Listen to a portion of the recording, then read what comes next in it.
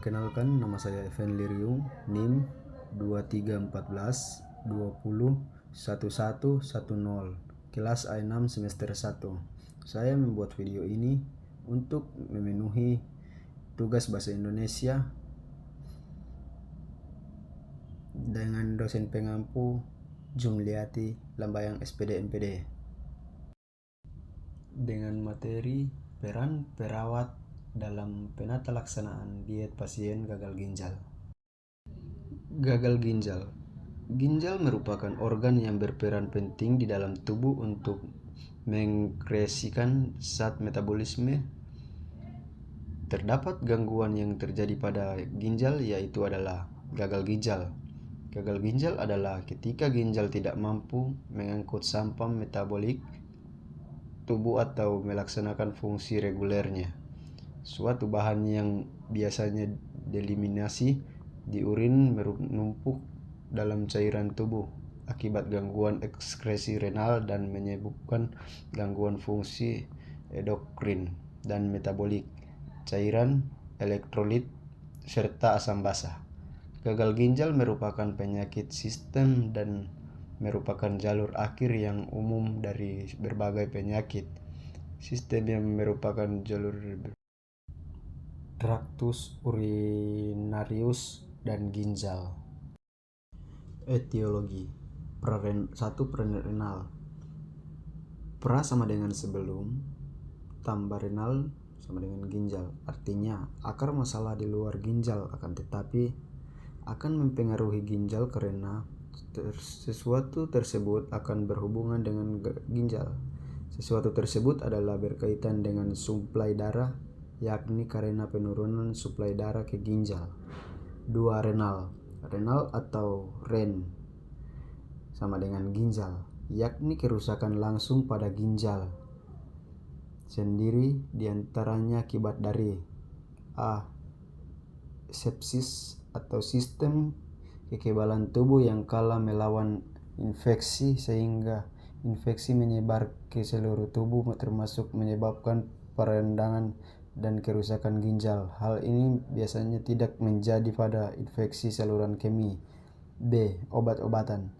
Beberapa obat bersifat racun bagi ginjal, termasuk non-steroidal antiinflamasi atau NSAID, seperti ibuprofen dan naproxen.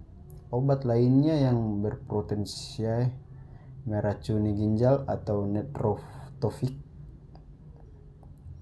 diantaranya antibiotik, aminoglikosida seperti gentamicin atau garamicin, tobramicin, lithium eksalit, lidhobit. Obat yang mengandung iodium, contoh zat kontraks yang disuntik pada tubuh sebelum dirogen. C. Rhabdomyolis. Ini adalah situasi yang dimana ada kerusakan otot yang signifikan dalam tubuh dan serat otot yang rusak menyumbat sistem penyaringan ginjal. Ini dapat terjadi karena trauma, luka parah, dan luka bakar. Beberapa obat yang digunakan untuk mengobati kolesterol tinggi dapat menyebabkan rhabdomyolysis. D. Multiple myeloma. E.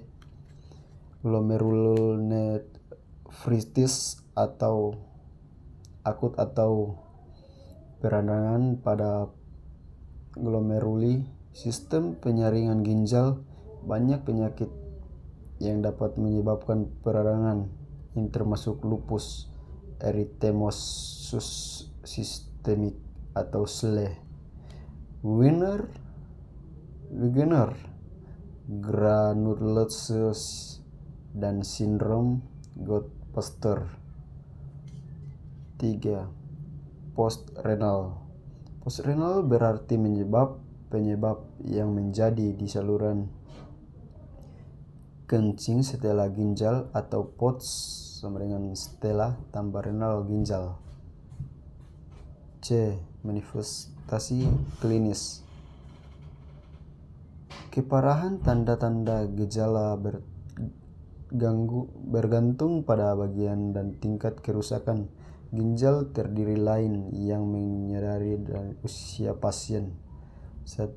Kardiovaskuler atau A dibagi menjadi 4. A.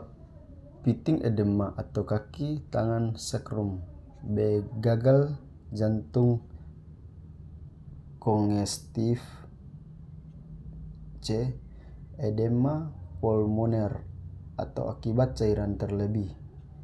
D. Nyeri dada dan sesak napas akibat perikarditis atau akibat iritasi pada lapisan perikardial oleh toksin ureumik.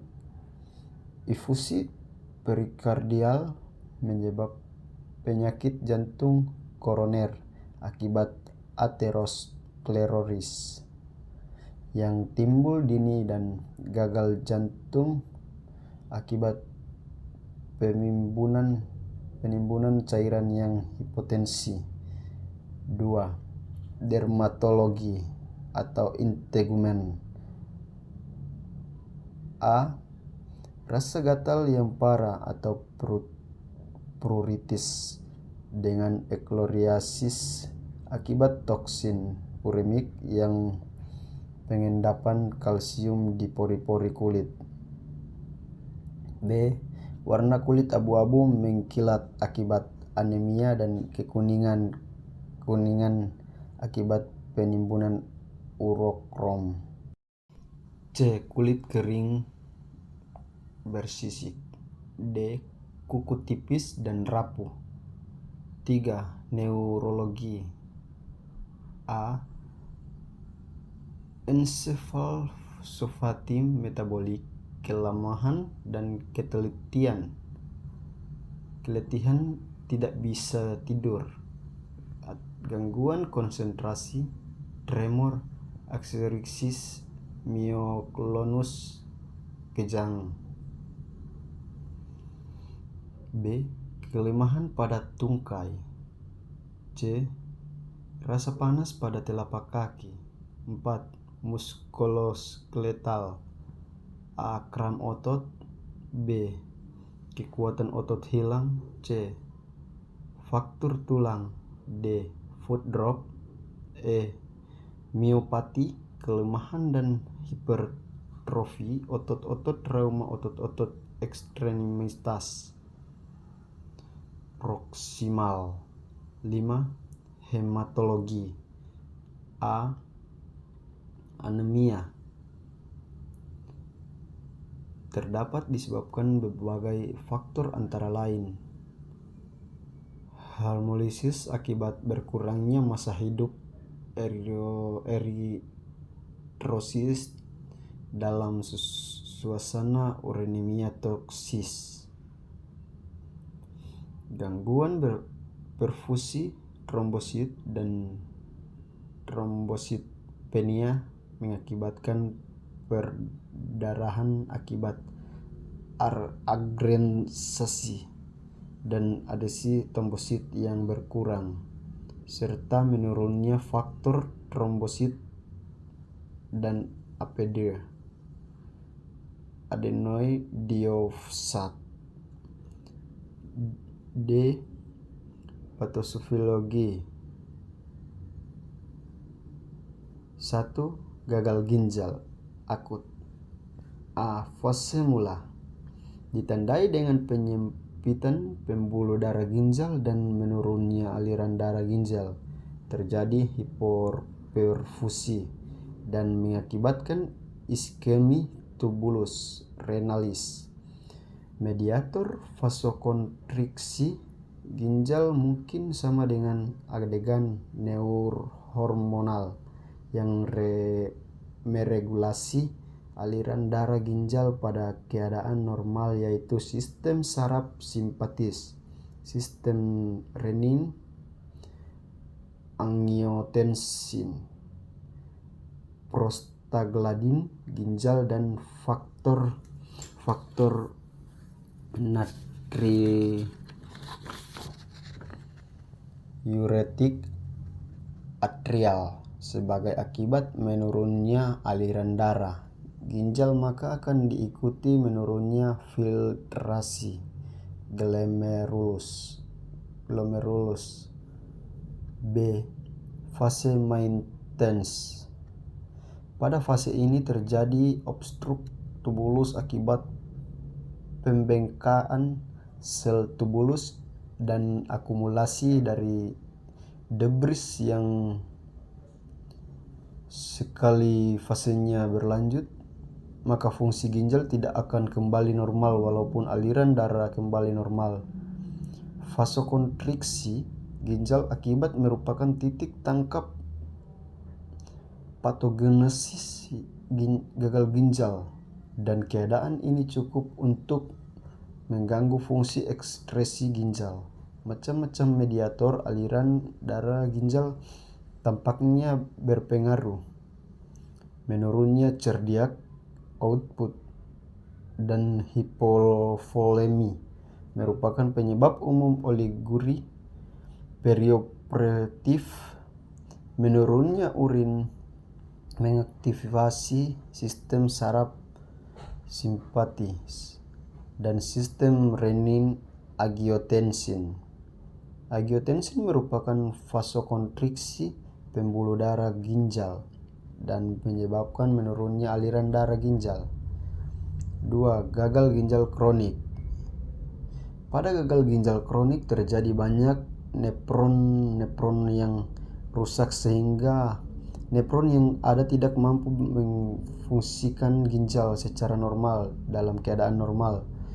Seperti jumlah nefron dapat mengeliminasi sejumlah produk sisa dalam tubuh untuk mencegah penumpukan di cairan tubuh. Tiap pengurangan nefron berikutnya bagaimanapun juga akan menyebabkan retensi produk sisa dan ion kalium. Bila kerusakan nefron progresif, maka gravitasi urin sekitar 1,008. Gagal ginjal kronis hampir selalu berhubungan dengan anemia berat. Retensi cairan dan natrium dapat mengakibatkan edema, dan hipotensi dapat terjadi karena aktivitas aksis renin-angiotensin, dan kerjasama keduanya meningkatkan ekskresi aldosteron. Kehilangan garam mengakibatkan risiko hipotensi dan hipovolemia, muntah dan diare, menyebabkan persiapan air dan natrium sehingga status uremik memburuk. Dan bagi adik-adik dan teman-teman yang masih bingung mau kuliah di kampus mana, mari bergabung dengan kami di Universitas Pembangunan Indonesia Manado.